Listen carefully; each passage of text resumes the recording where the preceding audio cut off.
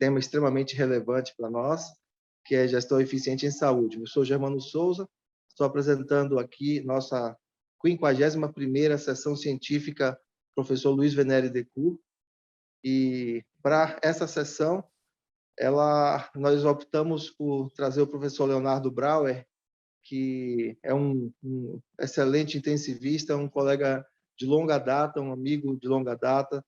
Ele foi meu colega de clínica médica lá atrás, né? Não faz muito tempo, né, Léo? Mas a gente fez muitos projetos juntos.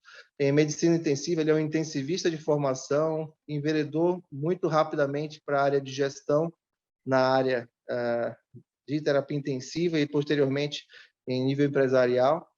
Ele fez alguma formação específica para trazermos esse tema, então fez na UFRJ, ele é formado na UFRJ e fez gestão também na UFRJ, a COPED, fez uma formação também em Stanford, na Stanford University, nessa área, e atualmente é diretor operacional da IMED, como queiram. Então, Leonardo Brau é meu amigo, o palco é seu, e muito obrigado de antemão pela sua presença aqui na nossa sessão. Agradeço o convite, eu acho que é sempre bom essa troca de ideias, de informação, acho que a gente faz pouco isso, né? Eu acho que parabéns aí por essa sessão, que eu sei que semanal aí você está conduzindo, eu acho que é fundamental a gente trocar ideia para a melhoria de todos, né? Do nosso conhecimento e principalmente dos pacientes que a gente cuida, né? E o que eu preparei aqui hoje para a gente conversar, falando aí gestão eficiente em saúde, é um dilema que muitas vezes a gente é pego de surpresa na nossa vida aí, que a gente é convidado a assumir uma coordenação de uma unidade, seja de um pronto-socorro, seja de UTI, seja de uma unidade de internação, uma enfermaria. E aí a pergunta que não quer calar, né? O que você espera encontrar, né, quando você chegar nessa unidade e como você, como um gestor inicial, vai organizar os seus primeiros 100 dias. E aí, só um parênteses, porque dos 100 dias, é porque habitualmente espera-se um resultado, né, em até 100 dias. Então, você tem que organizar muito bem a sua casa para você começar a dar esse resultado, senão você vai ser avaliado como um mau gestor, né, nessa empreitada. Esse é um quadro de Pollock, né, que eu gosto muito, que ele define bem o que você vai encontrar. Esse é o caos de Pollock, né? Se você olhar bem, você não consegue definir nenhum padrão aí nesse quadro, né? Ele é totalmente ausência de padrão, né? Para cardiologista, né, Germano, seria uma fibrilação ventricular, né? Tipo, você não tem nada organizado, né? Uma desorganização só. Esse é o quadro de Pollock. Não espere encontrar nada melhor do que isso quando alguém te convida para assumir uma unidade. Eu brinco dentro do IMED Group, né, que nunca ninguém convidou a gente para assumir uma unidade que tivesse redonda, do tipo, assume aí, é só para conduzir, é só para manter, né? Não existe isso, né? Se estão te convidando, é porque existe um desafio e a gente tem que encarar esse desafio. E aí, assim, a definição de caos por Pollock é aquele quadro, né? Existem várias definições de caos, aqui é só uma brincadeira, né? É o lugar onde o humor é alemão, os cozinheiros são britânicos, os mecânicos são franceses, os amantes são suíços, e é tudo organizado por brasileiros, né? Ou seja, ninguém no seu lugar, ninguém com a sua expertise, né? É uma definição de caos.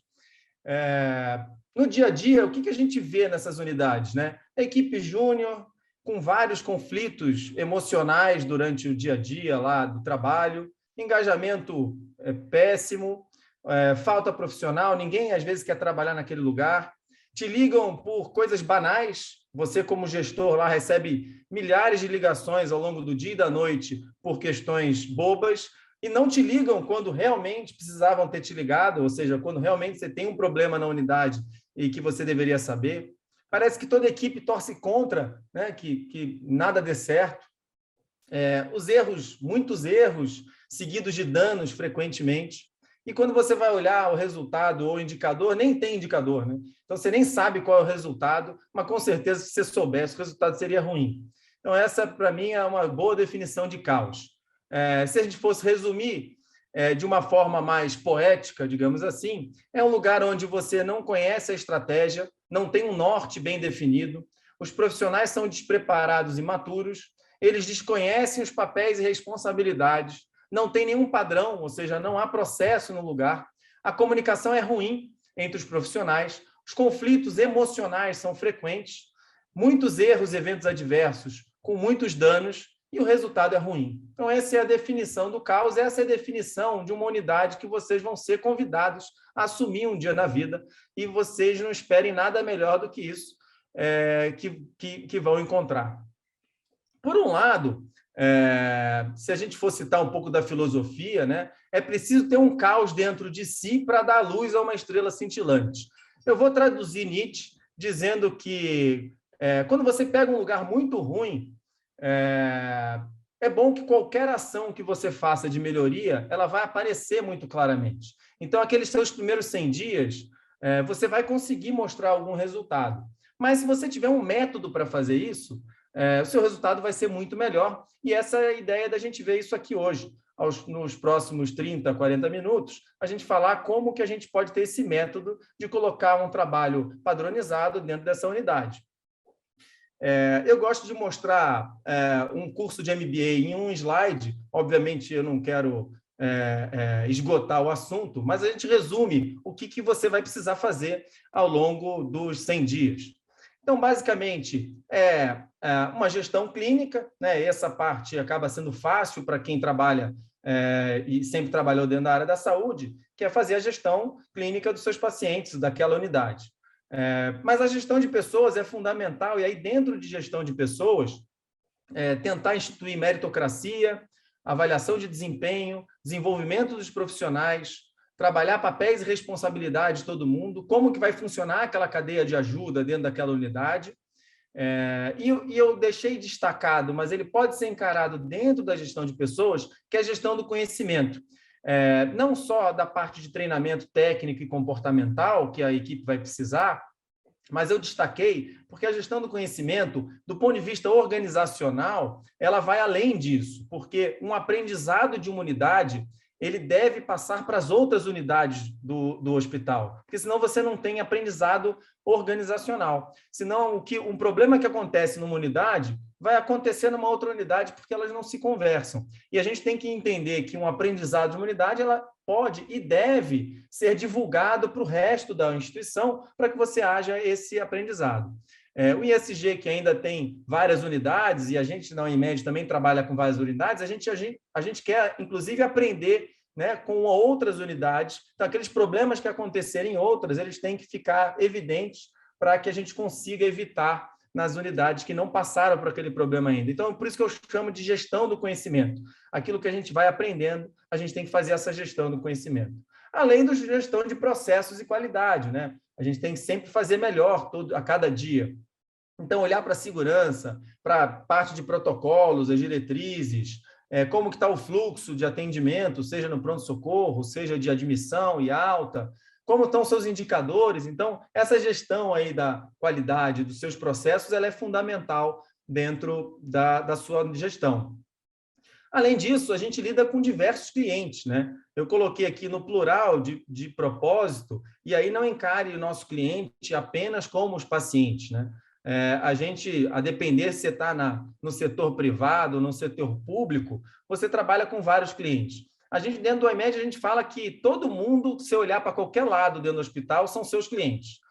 Então, para um médico, o enfermeiro é um cliente, né? A equipe multi é o seu cliente também. Não só o seu paciente, como também o seu contratante é seu cliente. Então, a gente tem o paciente, a família, a equipe multi, o colega médico, que às vezes indica você, ele também é seu cliente, a diretoria, né, do hospital. Então, a gente tem milhares de clientes e a gente tem que fazer a gestão desses clientes. E, obviamente, a gestão financeira e sustentabilidade, que não por acaso eu deixei no final, porque acaba sendo consequência de tudo. Se você fizer muito bem a sua gestão clínica, gestão de pessoas, do conhecimento, dos processos e qualidade, no relacionamento com o cliente, a sustentabilidade ela deve ser consequência. A gente não deve colocar isso na frente de tudo, né? Mas e sim consequência de todas as suas ações. Bom, agora ficou fácil, né? Agora que a gente já sabe como a gente deve, para onde a gente deve olhar, né, a gente é só agora ir lá e resolver o caos. Mas aí a pergunta que não quer calar é por onde eu começo.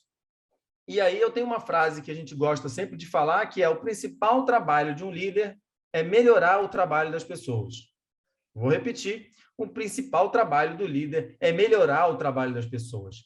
E a outra coisa é que você não melhora o que não tem padrão. Então, a gente só consegue melhorar o que está padronizado, porque senão cada um faz de um jeito e eu nunca vou saber qual é o melhor jeito. Né? Qual que é o melhor jeito? É o meu jeito ou o seu jeito? Então, um dos trabalhos do líder é deixar o trabalho padronizado para assim eu conseguir, no dia a dia, melhorar esse trabalho. Antes da gente continuar, eu queria só identificar alguns gurus de quem a gente baseou grande parte desse estudo e grande parte das recomendações aqui. O primeiro deles é o Aved Donabedian, que alguns não escutaram falar dele, mas com certeza já escutaram da avaliação de estrutura, processos e resultados. Então, quem falou de estrutura, processo e resultado, sempre quando a gente vai avaliar uma instituição de saúde, é o Aved Donabedian, e a gente vai falar um pouco sobre isso aqui. E o outro é o Deming, né, que é o pai aí da melhoria contínua e que todos conhecem pelo PDSA, pelos ciclos de PDSA. Inclusive, foi ele que foi para o Japão e acabou ensinando os ciclos de PDSA, que depois da Toyota foi adaptar e foi para fazer os seus A3 como modelo de melhoria contínua. De qualquer forma, esses são a base aí dos nossos gurus. Eu cito um pouco do Don Berwick, por ele ser um dos fundadores do IHI, por ter feito o Obamacare, mas mais do que isso, de ter feito o estudo que culminou com o Quadruple Aim, do Triple Aim, depois o Quadruple Aim, que a gente vai falar aqui, e do Bob Watcher, que é o pai aí da medicina hospitalar, e também tem vários trabalhos em erro e dano e prevenção disso. E para não deixar de citar os nossos amigos da Toyota, os japoneses, o Taiichi Ohno, que é o pai do TPS, né, que é o Toyota Production System, né, o sistema de produção da Toyota, e a gente aprendeu muito com isso, né, que depois ficou conhecido como sistema Lean. Lembrando que o nome Lean não é da Toyota, né, foram os americanos que foram lá observar o que a Toyota fazia e definiram isso como sistema Lean, mas, na verdade, eles chamam de sistema de produção da Toyota. E o Shinjeo Shingo, que foi o cara que estudou a parte da cultura organizacional, né? Porque muitas pessoas iam lá na Toyota aprender as ferramentas e a ferramenta você copia, só que a cultura você não copia. E muitas vezes essas ferramentas não funcionavam em outras empresas. E a resposta para isso, quem deu foi Shinjeo Shingo, estudando a parte da cultura. Qual é a base da cultura organizacional que você tem que ter para essas ferramentas realmente funcionarem? Então, começando lá com Donabedian, como que eu vou padronizar o meu trabalho na minha unidade? Bom, olhando para processo. E o que é olhar para processo? A gente pode olhar para metas de segurança, e aí depende se você segue algum sistema de acreditação ou não, se você vai chamar de metas internacionais de segurança, se você vai chamar de ROPs, você vai chamar de as seguranças da OMS, ou se você vai usar como base o Ministério da Saúde, não importa. Você tem várias fontes, o importante é que você tenha metas de segurança dentro da sua unidade. E, obviamente, isso faz com que você olhe um pouco para risco, né? Você tem metas de segurança justamente para você mitigar os riscos e colocar barreiras nisso. Quanto mais barreira a gente colocar dentro da nossa unidade para que não aconteçam os eventos e aprender com os eventos, faz com que a gente diminua o risco dessas unidades. A gente tem bundles de prevenção, que é outra forma da gente olhar para processos, né? Então, o IHI aí tem diversos bundles, não só aqueles que começaram na unidade de terapia intensiva, hoje estão dentro do hospital inteiro. Então, para onde você olhar, tem bundle na maternidade, dentro da cardiologia, dentro da terapia intensiva, dentro de medicina hospitalar. Então, os bundles são formas da gente padronizar processos e prevenir desfechos ruins. Os protocolos, e aí tem protocolos institucionais ou diretrizes que a gente pode olhar e ver o que mais de frequente tem na nossa unidade que eu deva padronizar. Além disso, planos terapêuticos, né? Então, a gente vai descendo aí em termos de prevalência, e aí planos terapêuticos também a gente tem que olhar para o que mais acontece na nossa unidade, pensar em linhas de cuidado, em cuidado coordenado, lembrando que o cuidado não acaba na minha unidade, né? Se eu sou uma UTI, eu tenho que pensar que esse paciente veio de um lugar e ele vai para outro, né? Ele não vem de casa para dentro da UTI, né? Ele passou por uma unidade antes. Então, é importante que esse cuidado seja coordenado, né, e que ele continue depois para a gente ter o melhor desfecho no final. E também olhar para fluxo, né? Então, são formas da gente olhar para processo dentro da nossa unidade. O que eu estou fazendo com isso? Trabalho padronizado. Só um detalhezinho, né, que o inglês às vezes confunde, porque o inglês ele tem o Standardized Work, que é o trabalho padronizado, e tem o Work Standards, que a gente, na hora de traduzir, traduz também como trabalho padronizado.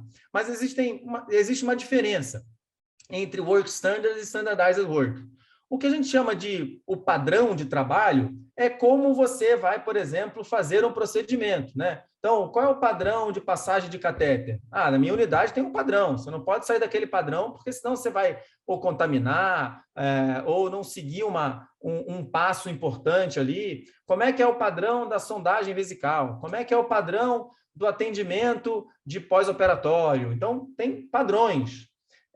E o que a gente chama de trabalho padronizado é qual é a sua rotina do seu dia a dia, que é a melhor rotina que você tem para ter o melhor resultado.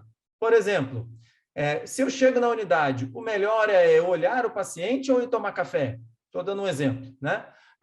Ou eu olho para a cara do paciente e vou checar os exames primeiro, ou eu vou examinar ele primeiro de checar os exames. Se você parar para pensar, existe uma lógica de etapas, né? Ou uma pergunta frequente: eu começo pelo mais grave ou começo pelo paciente de alta?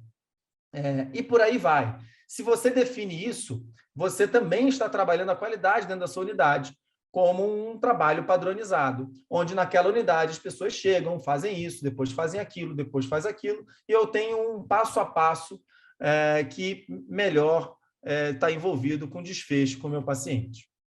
E, obviamente, o que a dona Bedian diz para a gente é que os resultados eles são uma consequência dos seus processos.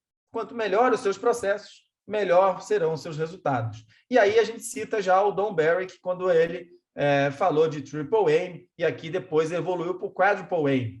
E a gente tem que ter o olhar para um resultado amplo, né? Um resultado de saúde, e aí resultado assistencial e de entrega de valor, um resultado na experiência do paciente, porque também não adianta a gente entregar resultado assistencial e o paciente não querer voltar nunca mais porque ele não gostou do atendimento, né? Então, o que é valor para o paciente não necessariamente é a mesma coisa que a gente pensa em resultado assistencial, porque ele não lê livro, né? Como ele não sabe que ele tem que ter aquele desfecho específico, mas ele sabe se ele foi bem atendido. Ele sabe se as pessoas trataram bem ele e se ele quer voltar para aquela unidade. Então, a experiência do paciente, a questão do custo, né?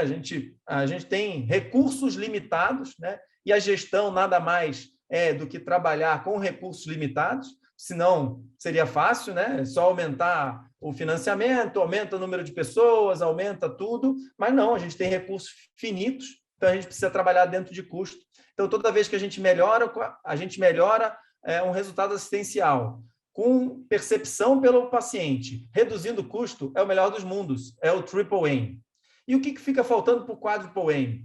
É a satisfação dos profissionais que trabalham naquela unidade. A gente não consegue entregar resultados bons, resultados ótimos, se as pessoas estão insatisfeitas com o que fazem. Então, o clima organizacional e a cultura são importantíssimos também. Bom, essa frase, essa foto aqui é de um espelho retrovisor de um carro, só para lembrar que se um dia você resolver sair dirigindo de São Paulo e vamos para um lugar perto, vamos até Sorocaba, ou vamos até São José, de São Paulo a São José, que seja, dirigindo pelo espelho retrovisor, eu realmente não recomendo.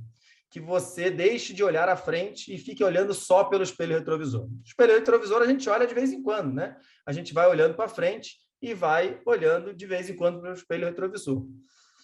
Isso parece muito óbvio, né, gente? Mas é engraçado que todo gestor que começa a coordenar uma unidade, ele só olha os resultados dele no final do mês. Ou seja, ele dirige olhando pelo espelho retrovisor. O problema é que quando você olhou os resultados no final do mês, o mês já acabou. Você não vai mudar o resultado daquele mês. A gente pode até fazer um plano de ação para o mês seguinte, né, daqui para frente, mas aquele resultado já está obtido. E aí vem uma dica importante, né? A gente sempre começa pelo norte, né? Qual é o seu norte? O nosso norte ele tem que estar alinhado com o norte da instituição. Então, é importante a gente saber qual é a estratégia, aonde a instituição quer chegar como um todo, e aí, na nossa unidade, isso vai ser um desdobramento do grande norte da instituição. A minha unidade tem que estar falando com aquilo. Vou dar um exemplo, né? A gente pode ter um norte de cliente, de encantamento de cliente, de atingimento de alguma meta, de algum indicador da minha unidade, seja se for UTI, SMR, se for enfermaria, uma média de permanência, por exemplo. A gente deve ter um norte de aprendizado institucional, ou aprendizado da minha unidade, das pessoas que estão lá, ou seja, de treinamento, né? Seja de acesso aos treinamentos que a instituição proporciona, e, obviamente, sustentabilidade também, até porque a gente falou de custo, que a gente tem custo, financiamento limitado, a gente precisa ter um custo. Ou seja, é importante a gente olhar para o norte. E cada profissional tem que saber o que isso significa individualmente para ele, porque senão fica uma coisa muito etérea, né? A instituição tem um norte, eu não. Não, você se inclui dentro da instituição e dentro da sua unidade. E aí, existem algumas ferramentas que ajudam a gente a olhar, dirigir olhando para frente. Então, uma delas, uma ferramenta que é uma ferramenta Lean, mas que é muito interessante, que é o gerenciamento diário, ou GD para os íntimos, que basicamente é a gente olhar para um norte, mas a gente acompanhar. Isso aqui é um exemplo, não precisa entender especificamente esse exemplo, mas aqui o que vocês podem ver é que de hora a hora, ou a cada 2 horas, dependendo do período do dia, você tem vários marcadores que são observados isso aqui é um exemplo de pronto-socorro, de como você está com o seu tempo porta-médico, como que você está no tempo de espera, como que você está a satisfação do seu cliente ali na espera, ou como que a medicação está dentro do pronto-socorro, etc. Ou seja, eu tenho um perfil do pronto-socorro a cada hora, ou a cada 2 horas, ou a cada período que você definir. No final desse dia, ao longo do dia, eu consigo fazer intervenções quando alguma coisa sai do controle, e no final do dia eu consigo, inclusive, discutir com a equipe o que aconteceu ao longo do dia, porque eu fiz essa medição. Eu não vou esperar o final do mês para ver que tinha muita gente insatisfeita, ou que eu não bati o tempo adequado, ou porque o tempo dos exames estourou e eu não sei o que aconteceu, porque eu estava vendo isso ao longo do dia, ao longo das semanas, e a gente conseguiu fazer a correção. Outra ferramenta que melhora muito a comunicação é uma ferramenta onde a gente passa com as chefias por várias dimensões aí importantes para aquela unidade. Segurança, qualidade, pessoas, e a gente consegue se anteceder aos problemas. Então, quando a gente vai falar de segurança, eu não vou esperar ter um evento para analisar o evento e a gente discutir sobre segurança. A gente pode discutir sobre segurança diariamente, não olhando só para os eventos, mas olhando para os riscos, né? Então, a gente faz perguntas, às vezes, dentro dessa ferramenta que a gente chama de status sheet, mas você pode chamar de qualquer coisa. O que aconteceu ontem nessa unidade que foi algum risco que a gente não previu? Olha, aconteceu, chegou um pós-operatório aqui com equipamento novo que ninguém conhecia. Por sorte, não tivemos evento. Mas olha o risco que a gente passou. A gente não conhecia aquele equipamento, ninguém estava treinado naquele equipamento. Isso é uma circunstância de risco. Esse é o tipo de discussão que a gente tem que ter na base do dia a dia. Na qualidade, a mesma coisa. Se eu tenho indicadores a completar no final do mês, eu tenho que olhar, por exemplo, minha adesão a protocolo dia a dia. Quantos protocolos chegaram ontem? né? Quantos protocolos foram abertos ontem? Aí eles estão ok, eu não vou esperar o final do mês para fazer isso. Do ponto de vista de pessoas, olha, hoje eu tô com 2 faltas, a gente está com um desfalque aqui na nossa unidade. Pô, então vamos se estruturar, o que a gente vai fazer, o que a gente pode fazer para mitigar esse risco, né, que a gente vai ter com um profissional a menos. E assim sucessivamente, né? Para a sua unidade, quais são essas perguntas importantes que a gente deve fazer todos os dias entre a coordenador médico, coordenador de enfermagem, coordenador de físio, a parte administrativa, para a gente montar um plano diário para que a gente não tenha ou mitigue os problemas do dia. E isso não dura mais do que 10 minutos. Outra ferramenta interessante é o Kamishibai. O Kamishibai, na tradução do japonês, é um teatro, né? Que é aquele teatrinho de fantoche, que é muito comum na cultura japonesa. Mas aqui, o que Toyota trouxe e a gente incorporou no nosso dia a dia, que os nossos processos têm pontos chaves que devem acontecer. E aí, um exemplo, um bundle tem lá aquelas 4, 5 coisas que tem que acontecer. Um protocolo tem algumas coisas que não podem deixar de estar prescritas, por exemplo, ou acontecendo naquele protocolo, né? Um processo ele tem que ter lá os seus pontos chaves. E a gente coloca a própria equipe para olhar esses pontos chaves. Então, ela pega um cartão desses, olha no cartão os pontos chaves e vê se está acontecendo na prática nos pacientes, na sua unidade. Se não tivesse, um ponto não tivesse sendo cumprido, ela vai botar cartão vermelho naquele processo específico. Se estiver sendo cumprido, ela põe cartão verde. Isso faz com que, para o gestor, todo dia ele vai olhar esse quadro e vai ver se aqueles processos estão indo bem ou não estão indo bem. E ainda faz uma gestão visual. E eu não preciso ninguém de fora da unidade para auditar. É nossos próprios profissionais da unidade que auditam os processos dentro da unidade. E que processo ele vai auditar? Independente, o processo que você quer olhar, o processo que você acha que é importante vai olhar. A questão não é olhar só verdinho, né? Então, se alguma coisa está muito verde por muito tempo, talvez você tenha que auditar algum outro processo já.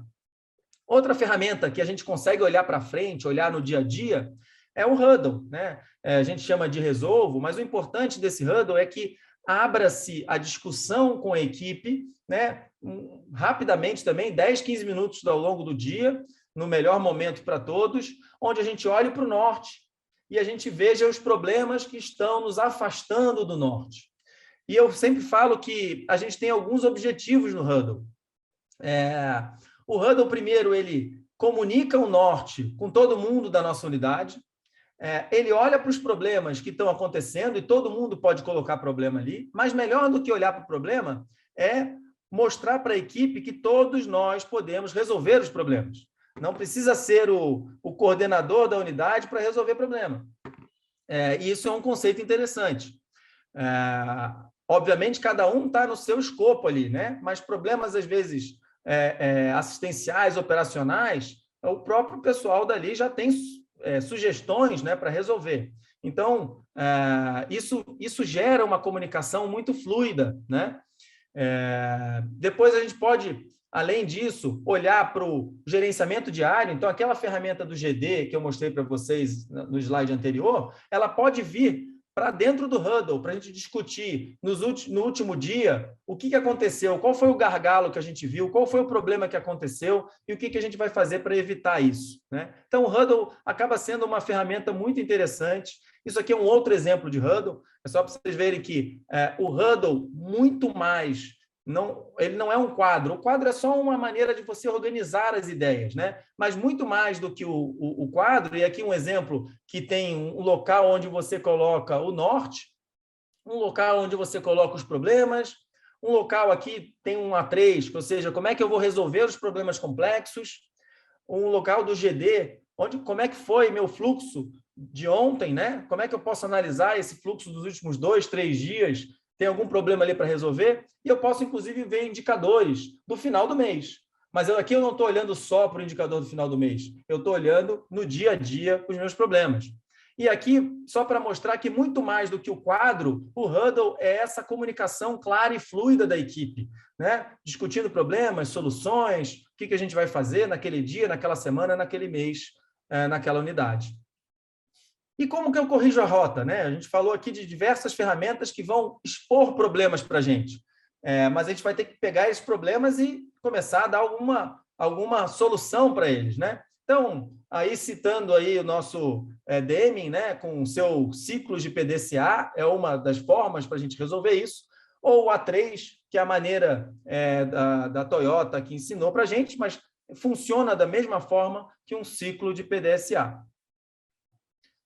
Além disso, a gente tem outros instrumentos da qualidade, né? Então, olhar a epidemiologia da unidade, as análises, né? Os indicadores e fazer análise crítica desses indicadores, notificação de eventos, né? Então, a gente mostrar para a equipe o quanto é importante notificar os eventos, fazer análise desses eventos com 5 porquês ou análise de Londres, analisar os óbitos, caso eles ocorram na unidade, né? Então, é sempre uma forma da gente identificar possíveis problemas, gerenciando aí bundles e protocolos, fazendo aí o ciclo de melhoria com PDSA e A3, além do Kamishibai, que a gente falou aqui, o mapeamento de fluxo de valor.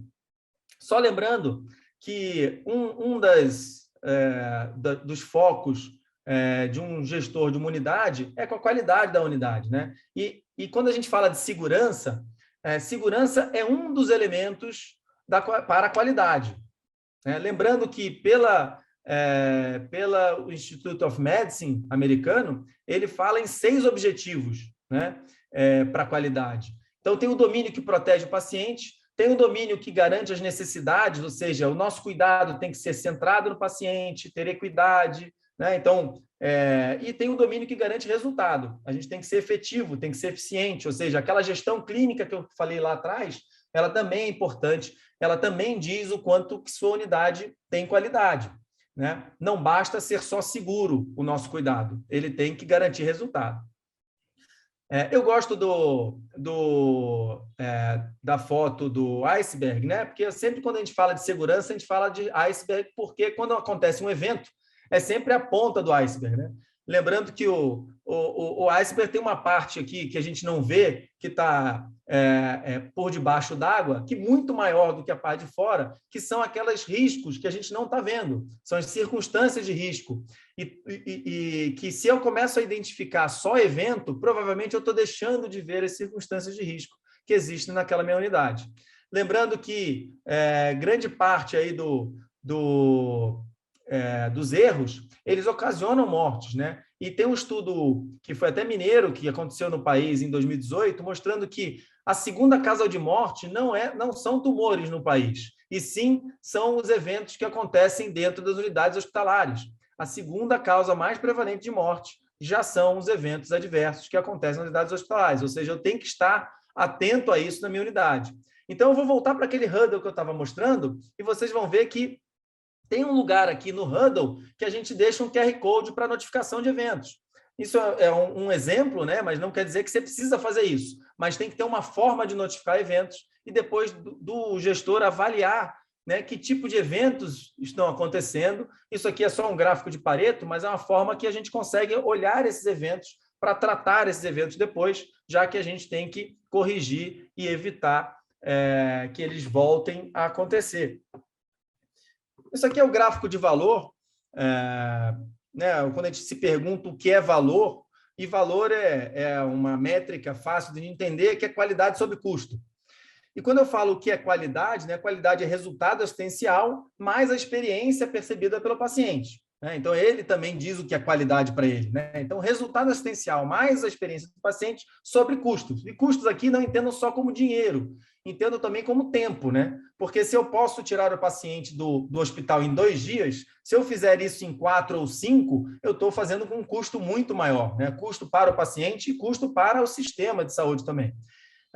Mas se a gente olhar com cuidado aqui, quem é responsável por gerar valor para os nossos pacientes, né? Quem é responsável por esse resultado e pela experiência do paciente? São as pessoas. Então, um olhar do gestor tem que ser muito cuidadoso com as pessoas. E quando a gente fala em pessoas, aí, a gente fala de qual é o propósito que essas pessoas estão indo trabalhar, né? Propósito, eu gosto de definir propósito como o que nos faz levantar da cama todos os dias.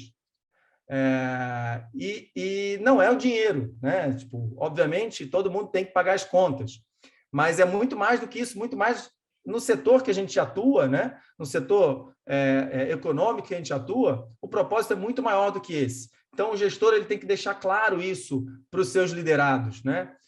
Um olhar para a cultura, a gente vai falar um pouquinho de cultura agora no final, um olhar para a transdisciplinaridade, ou seja, ninguém faz nada sozinho. E a gente precisa trabalhar, mais do que trabalhar de uma forma multiprofissional, é a gente trabalhar transdisciplinar, ou seja, a gente sabe exatamente o papel do outro. E a gente pode, inclusive, substituir o outro caso ele precise que a gente faça isso. A gente não fica naquela briguinha do tipo, isso não é da minha parte, né? Isso é a parte do outro, né? Mas a gente tem um bem maior, né? A gente tem um objetivo maior junto ali. Depois a gente discute em casa papéis e responsabilidade, mas o objetivo tem que ser atingido. E a satisfação aí das pessoas. Então, olhar para pessoas é fundamental. A gente vem passando por uma transformação na organização do trabalho, né? Quando nós nos formamos, né, Germano? A gente tinha aquela ideia do herói, né? Então, sempre quem estava acima, né, o seu professor ou o seu superior na empresa, a gente sempre tinha aquela ideia da perfeição, né, daquele orgulho, pessoas que são centralizadoras, autoritárias e decidem sozinho, né? Que é um modelo de herói, né? Se a gente pensar nos heróis, eles são assim, eles trabalham sozinhos, decidem tudo sozinho, eles tomam as decisões e se responsabilizam por isso, têm orgulho, né? E parecem ser invencíveis. Isso não existe mais, né, gente? A gente já aprendeu que os novos times de trabalho, eles são em rede, né? Onde as pessoas têm consciência do propósito, têm uma comunicação clara e fluida, né? E a confiança é mútua, né? Um confia no trabalho do outro, né? Todo mundo sabe os papéis e responsabilidades e um confia no trabalho do outro. Onde a humildade é importante, porque a gente não tem todas as respostas, né? Ninguém tem todas as respostas. Então é importante a gente estar ouvindo todo mundo. As habilidades são complementares e a gente trabalha com feedback no dia a dia, fazendo debriefing depois que aconteceu alguma coisa, dando feedback um para o outro, né? Essas são as organizações novas, né? Grandes empresas hoje, né? Antigamente tinham 10, 12, 15 níveis hierárquicos nas empresas, né? Hoje em dia se fala no máximo 4 níveis hierárquicos, né? Porque o trabalho hoje é em times, é em rede.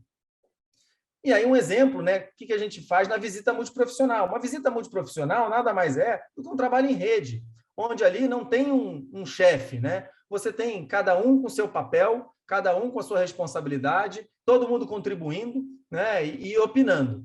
E aí eu acho que é um termômetro muito bom para um líder, é acompanhar uma visita multiprofissional e ver se realmente as pessoas estão contribuindo, se as pessoas estão falando, se elas são livres para falar ou se elas têm medo, se elas têm vergonha, se elas acham que vão falar besteira, então procuram não falar. E isso é um termômetro que a gente tem que estar muito ligado, porque sem isso eu não tenho uma cultura, a base da cultura para a gente ter melhoria, a real melhoria das unidades. Então eu não vou entrar no mérito dos princípios guiadores que o Shingeu Shingo lá definiu, mas eu queria que vocês olhassem para a base aqui dessa pirâmide, né? Humildade e respeito a todos. O líder, ele tem que ser humilde, no sentido de saber que não tem todas as respostas. Então, ele, antes de falar o que é a solução, ele tem que ouvir as pessoas, ele tem que ouvir a opinião de todo mundo, independente de hierarquia, de classe, qual disciplina que a pessoa está, e respeitar todo mundo. Respeitar é ouvir. Respeitar não é simplesmente dar bom dia, boa tarde, né? Boa noite. Isso também é. Mas, mais do que isso, para um líder, respeitar é ouvir todas as pessoas, ver o que elas têm a contribuir. Isso aqui é um framework das organizações altamente confiáveis.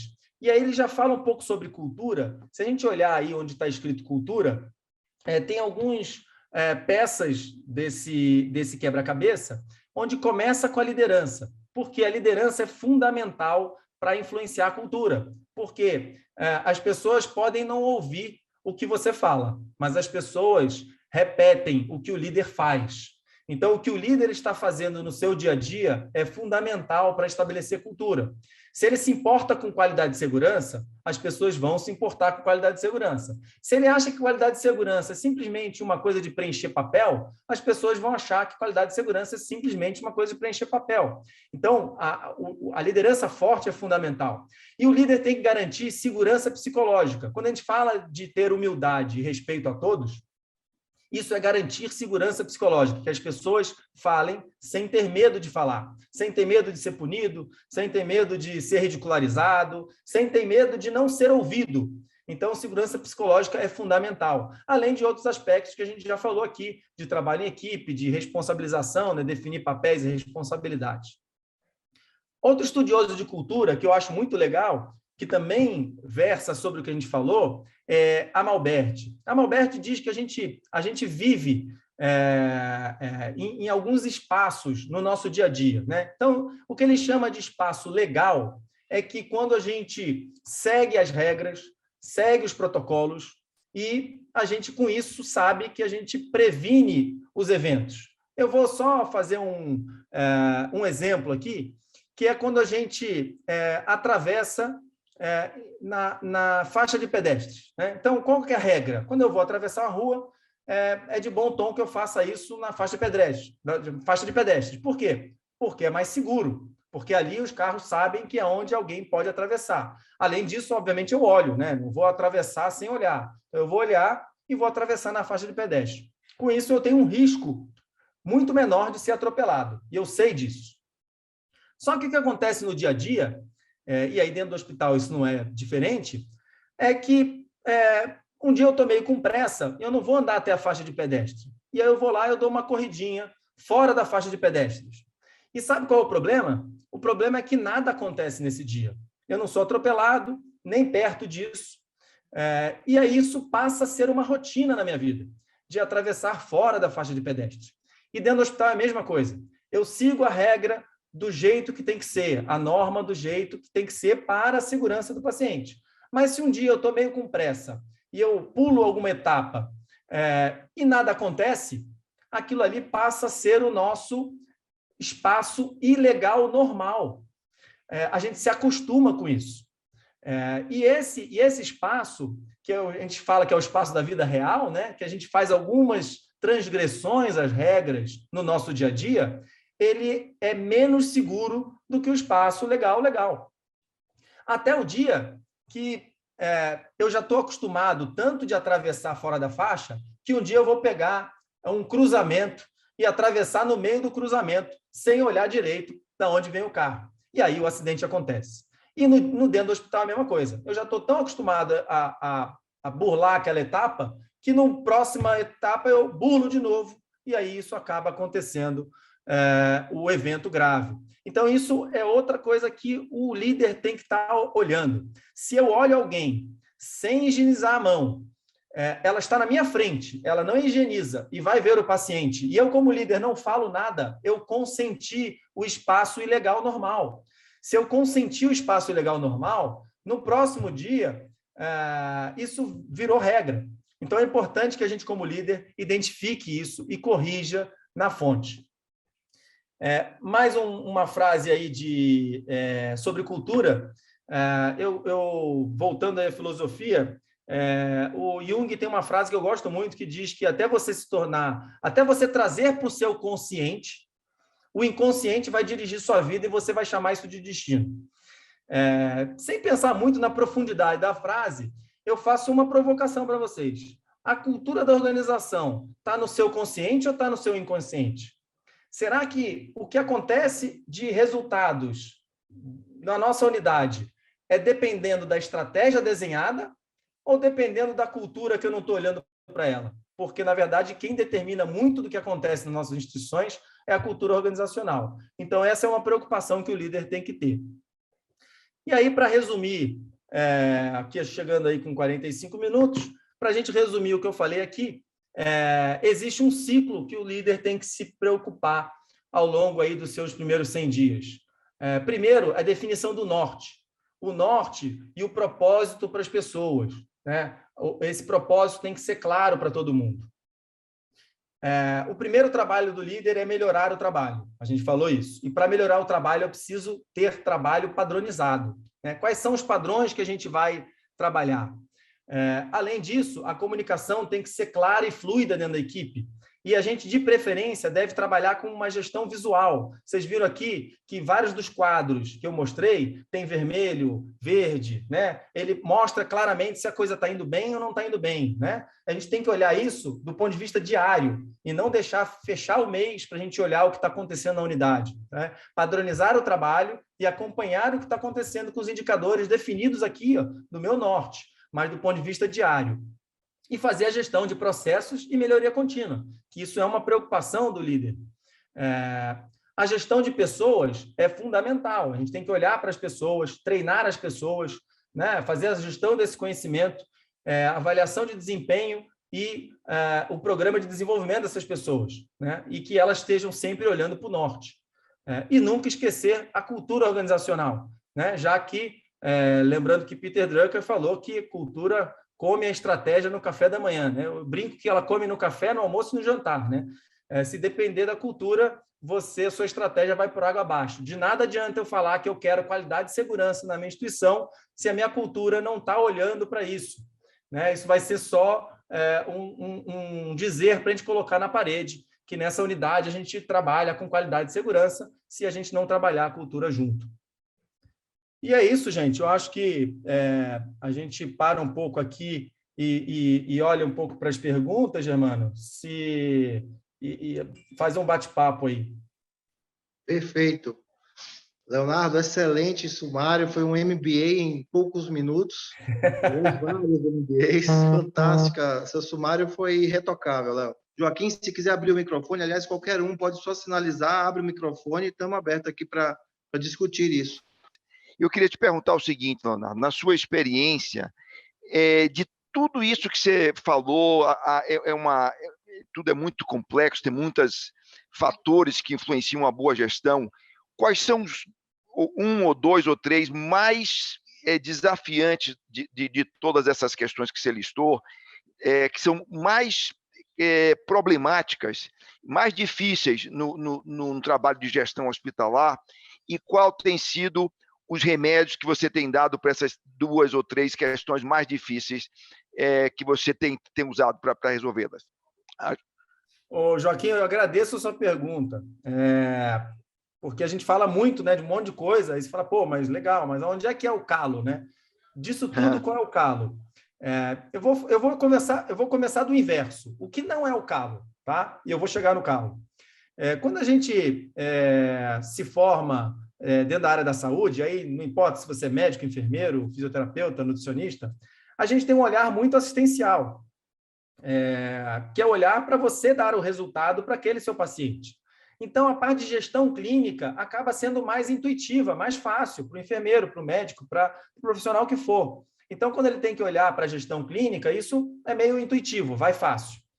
Aprender ferramenta de qualidade também ela é intuitiva, do tipo, analisar óbito, né? Você ficar debruçado no prontuário para achar se tem alguma coisa que poderia ter sido melhor, isso também está muito interligado com a clínica, né? Você fazer um 5 porquês é só uma ferramenta. Você aprendeu a ferramenta, você aplica ela. Isso também vai interessante, vai fácil. Agora, eu vejo, e a gente tem um curso nosso de desenvolvimento de líder, e a gente, inclusive, hoje a gente trabalha com residentes de São Paulo que passam com a gente um mês olhando esse back-office, né? E a gente tem um survey que a gente fez com eles, e a gente vê que a maior fragilidade gestão de pessoas, porque a gente não tem um treinamento claro para gerir pessoas. E na hora que você se torna líder, em vez de você ficar olhando para a assistência, você tem que ficar olhando para as pessoas que estão fazendo a assistência. Você vai olhar a assistência indiretamente, porque o que você vai estar olhando é para as pessoas, como que eles estão trabalhando, se tem algum desvio do que está combinado, né? Mas, mesmo assim, fazer o combinado, às vezes, não é muito comum para a gente, né? Você fala, mas isso é óbvio. Sim, é óbvio para a gente, mas, às vezes, para o colega que está entrando, não é óbvio. Então, a gente fala que o combinado não sai caro, não é isso? Então, a gente até manda por escrito. papéis e responsabilidades. Então, ó, você está entrando nessa unidade para trabalhar, e aqui são os papéis e responsabilidades para a sua função. Descreve. Só que, além de descrever, a gente ainda ressalta alguns, né? Do tipo, colega, você está começando aqui, ó, não esquece de fazer tal coisa. Eu vou dar um exemplo bobo. Numa das nossas unidades, os plantonistas, às vezes, se recusavam a fazer relatório médico. Aí você fala, cara, mas relatório médico é tão óbvio, é do médico, né? Se ele está cuidando do paciente, ele tem que fazer o relatório, se estão pedindo relatório.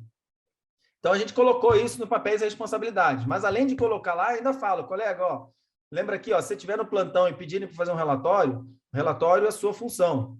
Cara, acabou o problema. Porque, assim, ele pode até não gostar, mas ele ouviu isso desde o primeiro dia, que era a função. Então, assim, declarar para as pessoas seus papéis e responsabilidades, fazer avaliação de desempenho, e eles fazem autoavaliação também. E no dia a dia, fazer as correções com feedback frequentes, isso é gestão de pessoas. E isso, para a gente ensinar, é difícil, as pessoas não gostam, né? É chato você chegar para um colega e ter que corrigir uma rota, né? Mas é um costume, né? Depois que tem o hábito, aí isso vai. Mas eu diria que isso é um dos grandes desafios. O outro desafio que eu vou colocar aqui é na parte de relacionamento com o cliente. Por que isso é um desafio? Porque não é comum, também para os profissionais de saúde, entenderem o cliente além do paciente. A gente é muito treinado para olhar paciente, né? Paciente, família, mas a gente é pouco treinado para ouvir outros clientes. E a gente chama isso de foco do cliente.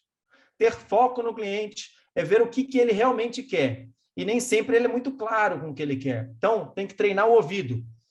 Treinar o ouvido porque as coisas mudam. As estratégias institucionais mudam. Porque muda orçamento, porque muda governo, porque muda... E o mundo é dinâmico. E no mundo privado é igual. Porque hoje eu quero isso, amanhã eu quero aquilo outro. E na hora que muda, a gente tem que estar antenado com isso. Então, eu diria que a competência chamada de foco do cliente é uma das principais ferramentas aí, ou competências que o líder tem que aprender, porque ele vai ter um chefe, e o chefe dele é o cliente dele. Ele vai ter que ouvir esse chefe, esse superior, no que ele está pedindo, porque provavelmente esse superior também tem alguém do corporativo, alguém de lá, que está mandando a estratégia para baixo. Então, eu diria que são dois dos principais desafios de um novo líder, olhar para as pessoas e olhar para o cliente. Em relação ao treinamento e capacitação, tanto em processos clínicos quanto em processos comportamentais, de que forma vocês têm feito esse processo se tornar mais padronizado, mais automatizado? Existe algum sistema de treinamento e capacitação eletrônicos, sincrônico, assincrônico? Como você consegue se comunicar com os seus liderados, os seus colegas? Germano, nós somos geração X, né, Germano? E hoje a gente está no mercado aí com geração Y e já entrando geração Z, né? E os baby boomers estão se aposentando, mas ainda tem alguns, né? Então a gente está com baby boomer, geração X, geração Y, geração Z trabalhando em conjunto.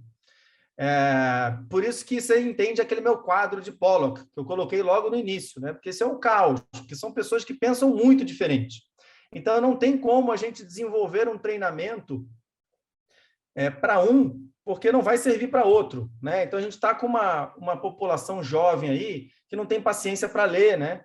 Não tem paciência para fixar num artigo ou, né, numa aula que dure 30 minutos, por exemplo, já é demais, né? Então, hoje a gente usa o conceito de blended learning, né? Onde, para cada coisa, a gente faz diversas iniciativas de treinamento. Então, vou dar um exemplo na sepse. Quando você quer chamar a atenção de sepse, tem uma aula tradicional de sepse que pode falar sobre as novas a atualização da sepse, do seu tratamento, mas a gente constrói, às vezes, videopílula que vai para o WhatsApp.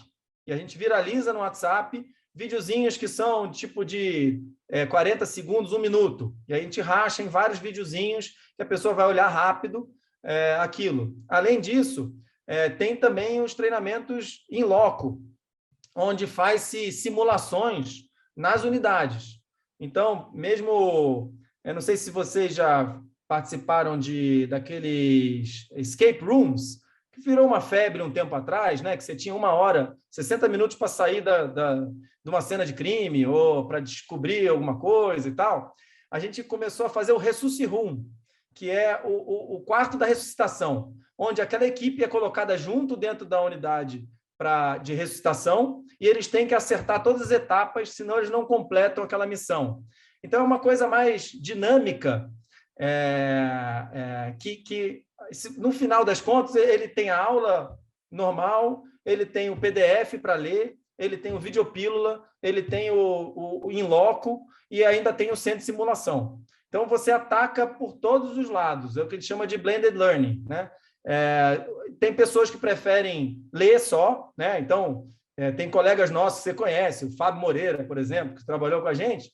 Não peça para ele ver vídeo, mas o cara pode ler um livro, ele não se importa de ler o livro e saber aquilo. Então, é importante a gente respeitar a característica das pessoas. Tem pessoas que querem coisas mais ativas, dinâmicas, tem pessoas que querem uma coisa tipo vídeo, e tem gente que quer capítulo de livro ou artigo que originou aquela recomendação, né? Então, na verdade, respeitar aí a característica de cada um. Muito bom, Léo. Isso aí, fazer metodologias ativas de ensino, uma pleiade de estratégias para tentar atingir a todos, né? É isso aí. E é fundamental ter esses nortes aí bem comunicados. Agradeço muito a sua disponibilidade e a presença de todos aqui da nossa plateia. Leonardo, está contigo. Bom, eu que agradeço, fico à disposição aí, o Germano também tem meus contatos, e-mails, se alguém quiser alguma dúvida, alguma ferramenta, também estamos à disposição. Lembrar que a gente, cada vez que compartilha, a gente aprende mais ainda, né? Com os desafios dos outros também. Então, fico à disposição para quem precisar aí. E você também, Germano, quando quiser, estamos aí. Obrigado, Léo. Mais uma vez, obrigado a todos. Léo, muito prazer revê-lo aqui, viu? Obrigadão.